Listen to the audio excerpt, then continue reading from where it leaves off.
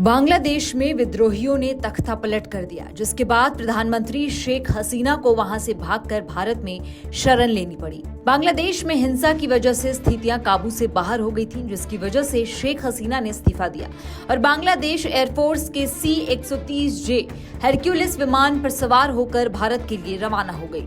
हसीना का विमान गाजियाबाद के हिंडन एयरपोर्ट पर उतरा और यहीं के सेफ हाउस में रखा गया है। वहीं बांग्लादेश का एक और विमान भारत में पार्क है, वो भी साल 2015 से। आइए आपको बताते हैं उस विमान के भारत में पहुंचने की कहानी। बांग्लादेश का ये विमान साल 2015 में भारत आया और तब से ये यहीं पर खड़ा है। भारत ने इसके लिए बार बार बांग्लादेश से आग्रह भी किया था कि वो अपने इस विमान को वापस ले जाए, लेकिन बांग्लादेश ने कभी इस पर कोई जवाब नहीं दिया। अब भारत की एयरपोर्ट अथॉरिटी इस विमान को नीलाम करने जा रही है। इस विमान के लिए भारत ने बांग्लादेश को कई मेल किए, चिट्ठियां लिखी, लेकिन कोई जवाब नहीं आया। अब एयरपोर्ट अथॉरिटी ऑफ इंडिया ने ये बड़ा फैसला लिया है।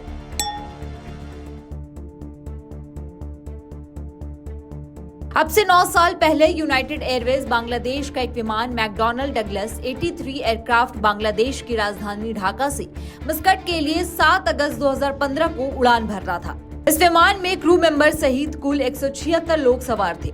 विमान के उड़ान भरने के कुछ ही मिनटों के बाद उसके इंजन में खराबी आ गई, जिसकी वजह से विमान का इंजन फेल हो गया। ये सब कुछ इतनी जल्दी में हुआ कि किसी को कुछ समझ में नहीं आया। जब विमान का इंजन फेल हुआ तब वो भारत की सीमा में प्रवेश कर चुका था।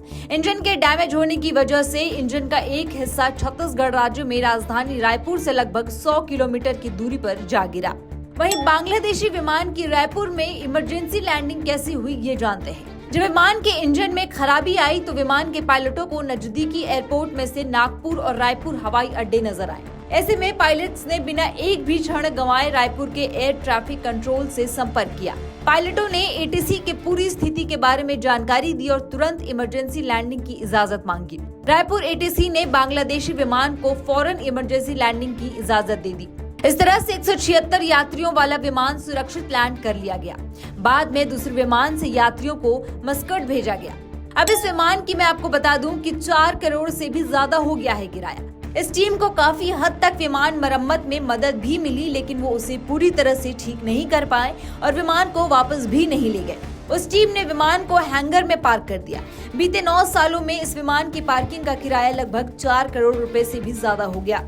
कुछ महीनों तक भारत ने इंतजार किया, फिर बांग्लादेश से विमान को ले जाने के लिए संपर्क करने की कोशिश की, लेकिन बांग्लादेश की ओर से कभी कोई जवाब नहीं आया। अब रायपुर के डायरेक्टर डॉक्टर SD शर्मा कहते हैं कि हम इस विमान को नीलाम करने की तैयारी कर रहे हैं। उन्होंने बताया कि हमने अपने लॉ डिपार्टमेंट से इसके लिए जानकारी मांगी है, उसी के मुताबिक हम आगे की कार्रवाई करेंगे।